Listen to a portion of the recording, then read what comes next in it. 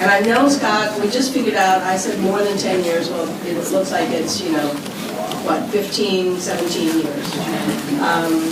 So first as a fellow board member with Global Impact, and now in his role as President and CEO of the organization.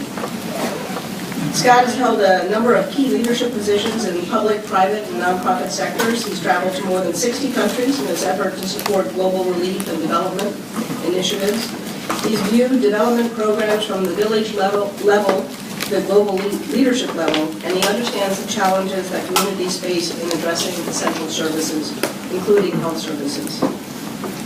He was the founding member, nonprofit member, of the One campaign to make poverty history, and he's worked on initiatives with Bono and the Bill and Melinda Gates Foundation. He's also a member of several national boards and advisory committees, and he works closely with the leadership of more than 100 nonprofits around the world, including, I'm happy to say, HVO. All of this is to say that Scott's strategic leadership and innovative approaches, his energy and commitment to global philanthropy are well recognized within the international development community. I personally have learned so much from Scott over the years, and I'm delighted that he could be here today to share his thoughts with us on volunteerism and global philanthropy. Scott, welcome.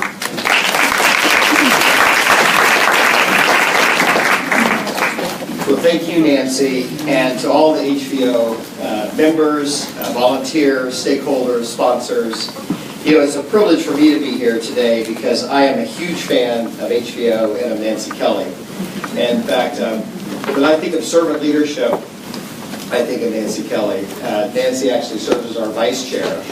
And Global Impact has the privilege of trying to raise at least small amounts of unrestricted money for you every year as part of our mission of growing global philanthropy.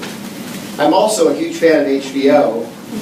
I spent a significant amount of time as Vice President of PATH, which is the Program for Appropriate Technology and Health, based out of Seattle.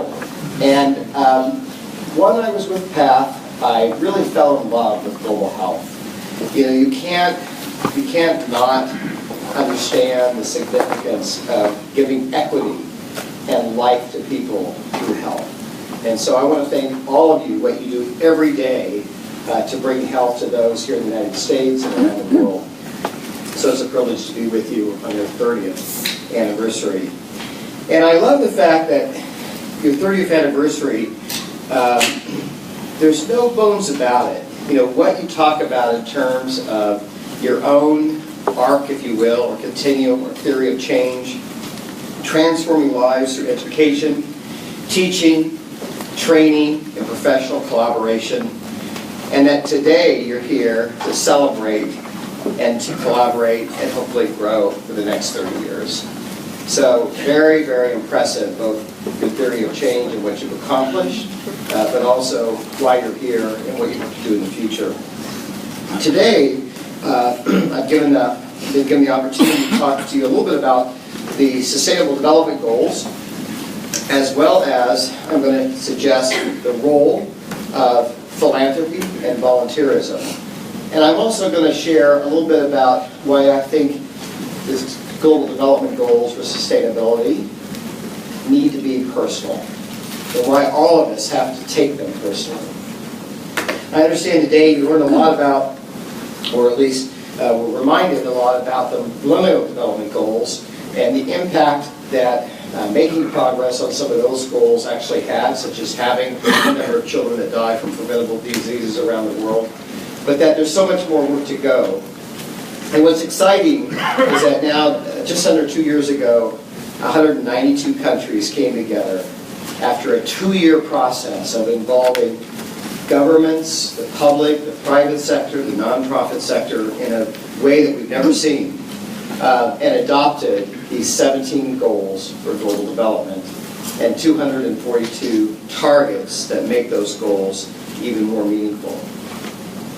And I think for me, it's the first framework in which we've had this kind of a consensus for all of us to be thinking about, and that this is a framework for every country.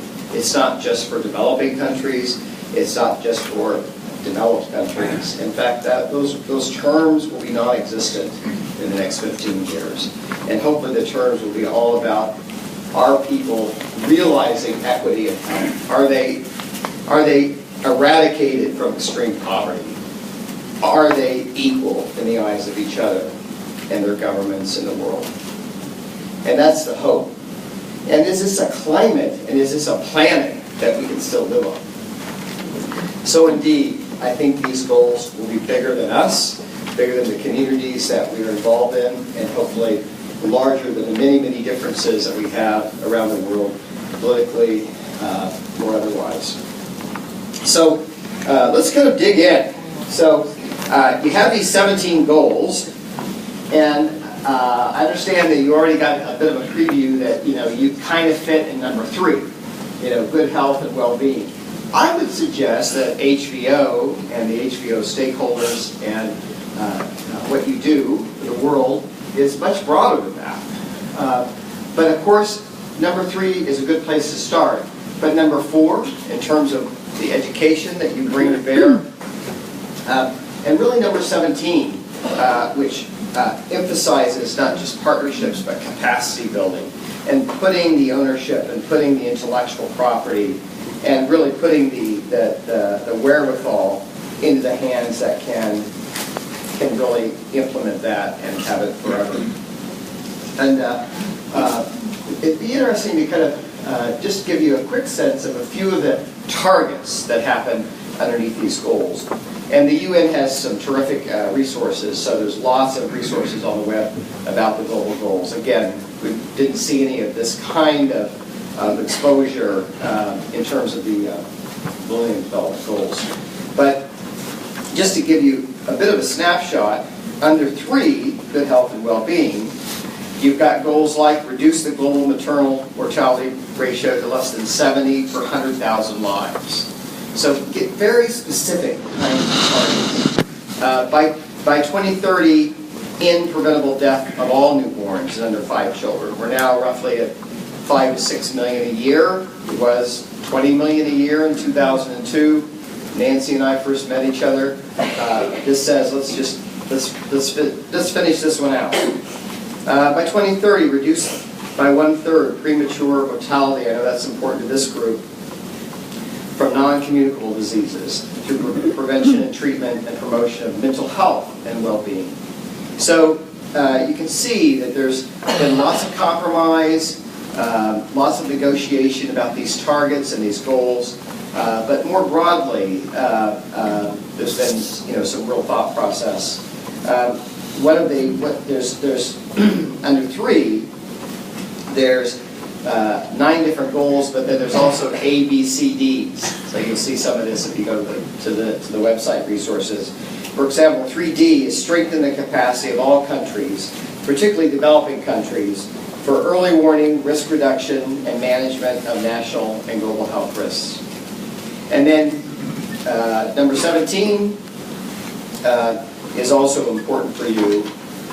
And just to read that so you have a feel for it, is capacity building, enhance international support, which is got all of you, for implementing effective and targeted capacity building in developing countries to support national plans to implement all sustainable development goals, including North-South, South-South, and triangular cooperation. That means for everybody.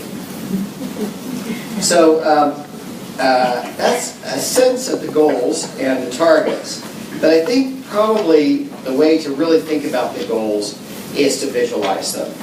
And so what I'd love to do is share one of a number of videos that have been done, again, by world leaders, by celebrities, to just allow all of us to be thinking about how we make these goals our own. Whoop.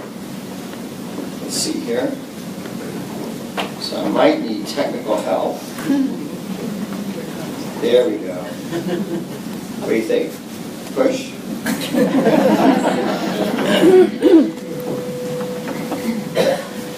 We can be. We must be the first generation to end extreme poverty. The generation Most determined. fight injustice and inequalities. The generation that saves the planet from climate change. And this is how it will get done. The global goals A 15-year plan for everyone, everywhere. with no one left behind. We live in a anywhere lives in extreme poverty. Wait, let me see if I can get, whoop. Skinny that would be food today.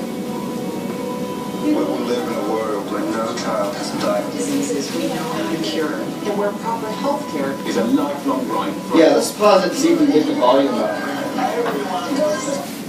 think that might be. The max? Okay.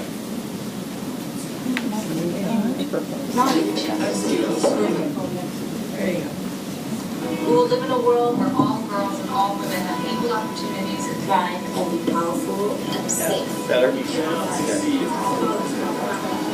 will live in a world where all people can get clean water and proper toilets at home, at school, and at work. We will live in a world where there's sustainable Energy for everyone, heat, light, and power for the whole planet. without destroying the planet. We will live in a world where economies prosper. A new wealth lead to essentials, for everyone. and we will live in a world where our industry Our infrastructure and our Best innovations. Are not just used to make money, but to make our lives better. we live in a world where prejudices and extremes of equality are repeated. Inside our countries and between different countries. Where people live in cities and communities That are safe, progressive, support everyone who lives there. where we replace We can see planet where we put back what we take out of the earth. We live in a world that is decisively rolling back from climate change. where we restore and protect the life in our oceans. Oceans and seas. We will restore and protect life on land, forests, animals, the earth itself. with peace between and inside countries. Where all governments are open And answer to us for what they do at home and abroad. and the justice rules. With everyone equal before the law. Where all countries and we their people. Work together. Partnerships of all kinds. To make this world a reality. These are the United Nations global goals. For sustainable development. Let's get to work.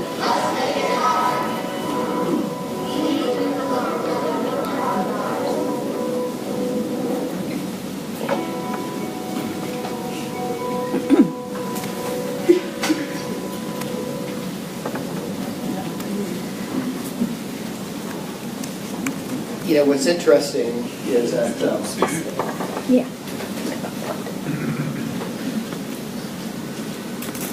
Mikey, I'm getting back now. There we go.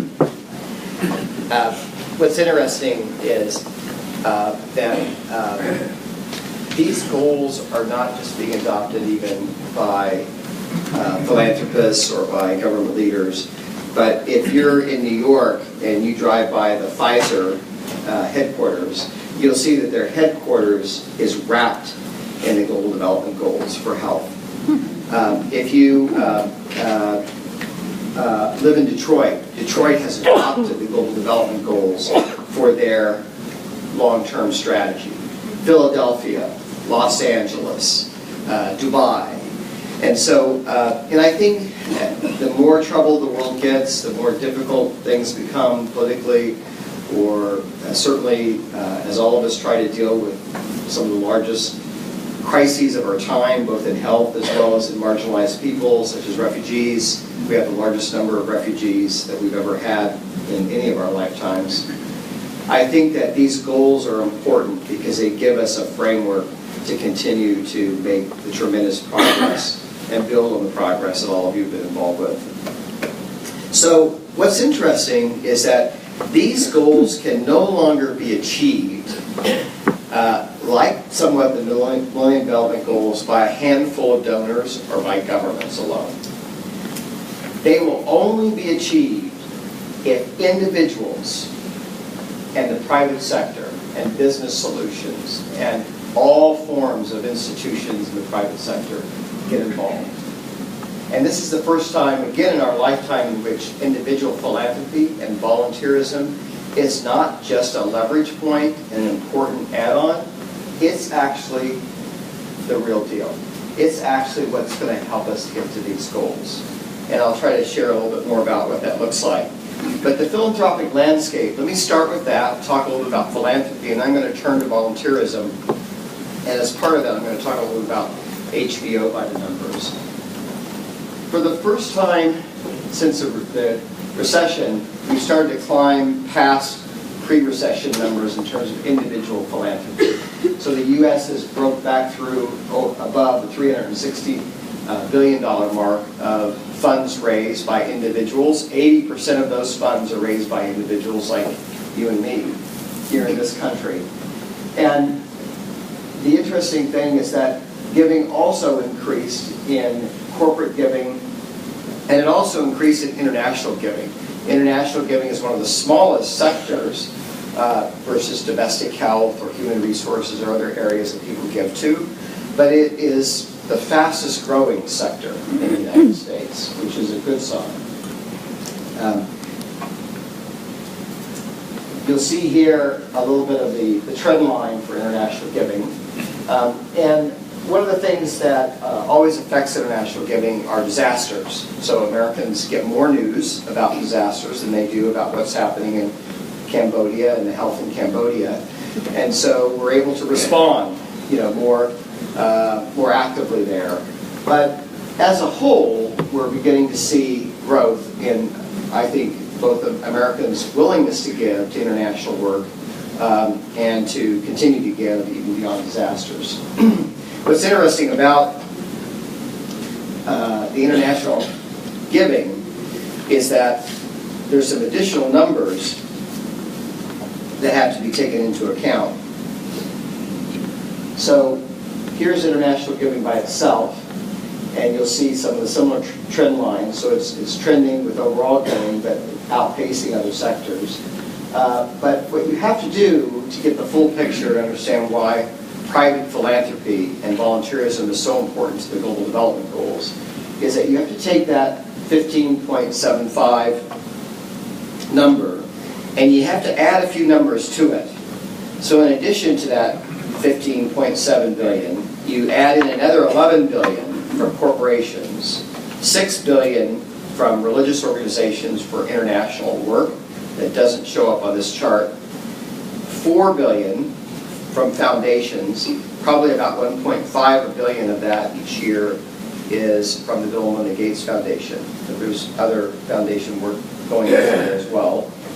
And then you've got another very interesting, another 1.4 million hours, which is equivalent to $4.3 billion in volunteer hours of skill-based volunteerism that can be equated with salaries. This is not more general volunteerism, but it's the kind of volunteerism that many of you are involved with.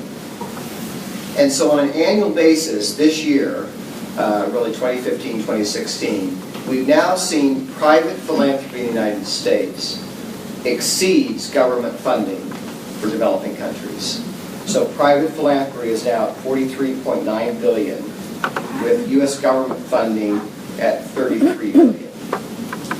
So, and the United States is the largest contributor of both government funding and private funding for developing work in the world, the UK second. So we've now seen a really interesting shift in which private philanthropy is no longer the leverage or the extra, but it is actually the dominant source of funding for the work that all of us care about. And as we look ahead, hopefully governments will continue to do what they should be doing. But we can't expect, I don't think, the kind of ramp up in funding that we did see with the President's emergency program on PEPFAR or other programs that have gotten, a ramp up in the last decade. And so we have to be concerned about what is the role of private philanthropy and volunteerism. HVO by the numbers. I'm going to talk a little bit about this and then delve into volunteerism for a few minutes. But this is really amazing, and I hope you are celebrating these numbers. Between 1986 and 2016, you've had almost 11,000 assignments. And these assignments are several months to 6 months at a time, right? Sometimes 2 weeks? Okay, all right. But not a day or two. No. Yeah. 6,000 volunteers, 234 projects, in excess of $94 million volunteer track time. Out-of-pocket expenses, money that you have paid, you may have not even gotten a tax deduction, in excess of $94 million. Forgive me, value of time, $94 million, and out-of-pocket expenses of $25 million. And then your current number of active projects is roughly just under 100, is that right? 94. And the other thing that's interesting is I asked Nancy to share this with me, but you know, you've done a lot of this with a really lean and mean core at HVO. So most of the expression of this model and your work is about you and your international partners and the commitments you make.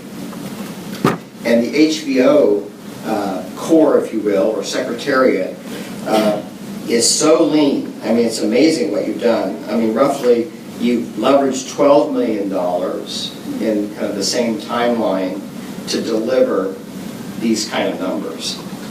You know, 100 million, 25 million. Pretty extraordinary. What a great return on investment. I really do think you should give yourselves a hand.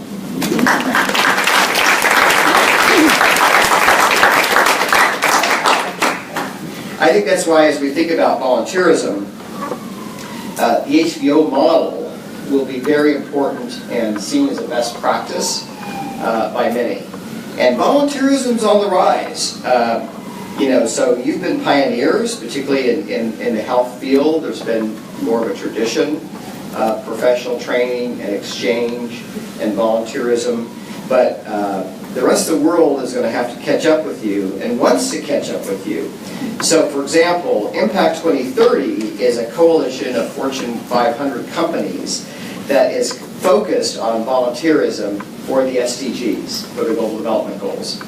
And so there's been more than 200 corporations from around the world that have come together to focus their volunteer skill-based programs and millions of dollars to develop those programs around the Global Development Goals and around using their human resource. They want to lead with their human resource and not with their checkbook. In fact, the funding is following their commitment to utilize human potential. And the volunteerism movement as a whole is also continuing to grow. In fact, some interesting numbers, and some of you may already know some of these numbers, but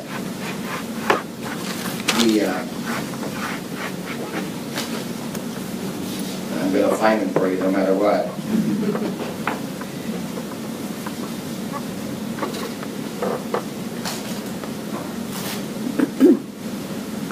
But some of the numbers, for example, 2008, 2009, so the numbers for volunteerism are lagging behind giving numbers in terms of the research. But 1.6 million people volunteered. The majority of those were from the US. This is skill-based volunteerism. Where they volunteered was dominated by Africa, East Asia, and South America. And their top destinations in the context of what kind of volunteerism was being utilized was skill-based, and healthcare was one of the major sectors, of course, that was identified as of need. Why do people volunteer? That's been interesting in terms of the research.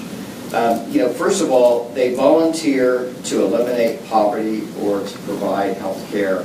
They volunteer to help change the world in a way in which relates to their own profession and their own personal interests, passions, and stories. But they also volunteer to become better professionals. They volunteer to be transformed themselves in their own job careers. They volunteer to continue their own education and to teach and to share, to mentor. 50% of Americans are actually willing to give up their vacation to volunteer if it's meaningful.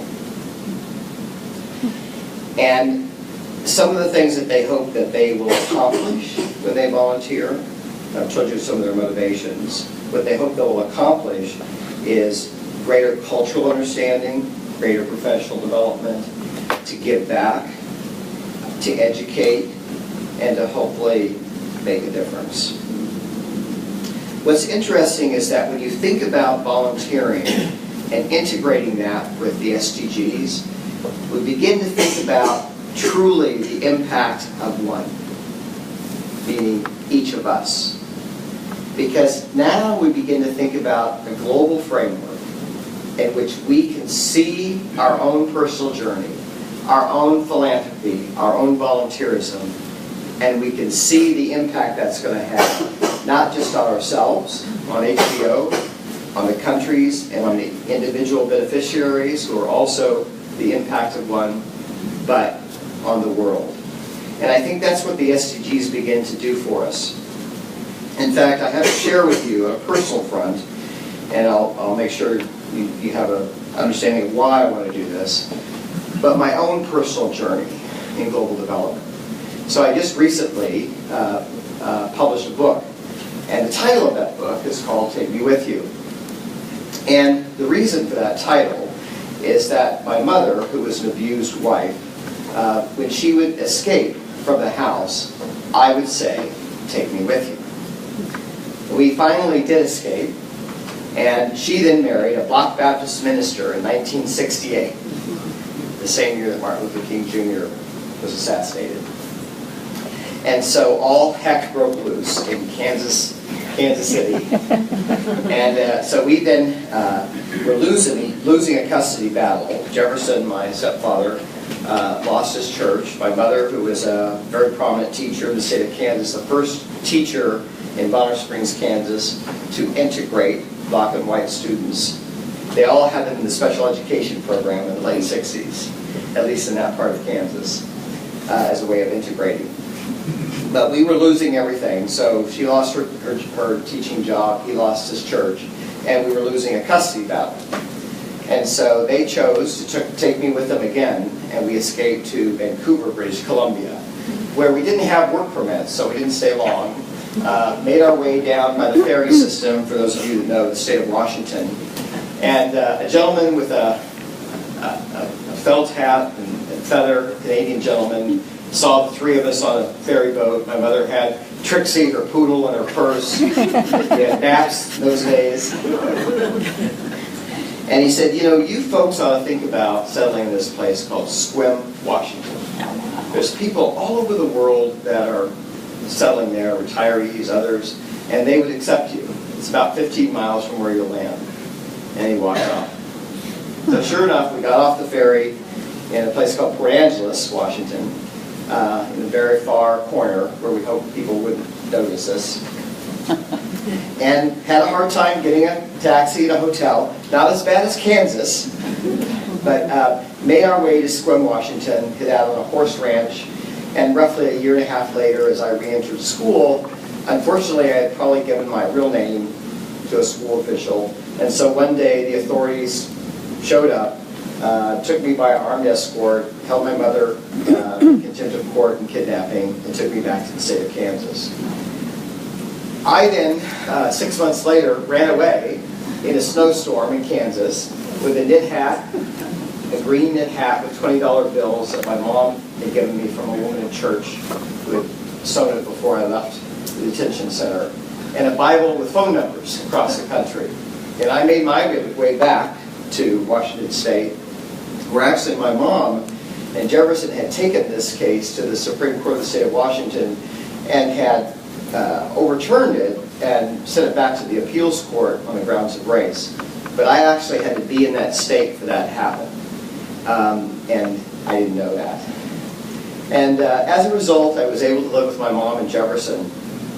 And I think for me, what's been interesting about writing this book is that without the impact of others, Jefferson, my mom, the school, people around me, I might not have chosen the charity within as a child. I might have chosen the anger, but instead I chose the positive.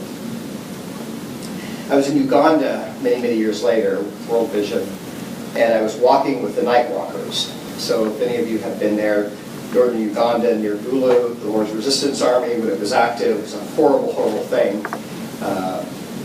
men and women's arms and legs were cut off. Boys were put into servitude of the army. Girls were put in servitude of the boys. And it was a horrible, horrible place for 20-some years with some of the largest refugee camps that just recently been disbanded. And so we were walking with the night walkers, the children, who every evening before dark leave their villages and their homes, walk several miles into the town of Gulu, where they could be safe by the United Nations barracks and grounds, do their homework by the spotlights in the boys and girls barracks, and then come back in the morning, have their breakfast with their families, and go to school. And it's particularly interesting because if and when the Lord's Resistance Army was active, then you could have thousands of children. It could be much smaller if it wasn't active. But this particular night, it was fairly active. And so all of a sudden, there were thousands of children surrounding me. And, you know, I think I probably looked a bit scared, right? And all of a sudden, I felt this tug from a small hand. And a little girl named Rose had grabbed my hand.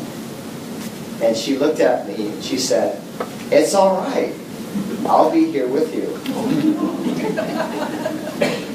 And it made me realize at that moment in time that she was the other person in my life and I was the other person in her life. And that she had chosen to take me with her. And so I want to encourage each of you, these are not 17 goals on a piece of paper. This is the first time the world has come around a framework that says no matter how bad things are, we're going to keep going. And we're going to choose the charity within. And I want all of you to think about a quote that Dr. Martin Luther King had. He had many, of course. But life's most persistent and urgent question for each of us is, what are we doing for the other? And I want to thank each and every one of you because you have put your own personal finances, your own time, and your own intellect, and you've given it to the other. It's a great model. You've had a huge impact, and you have to keep going. Thank you very much.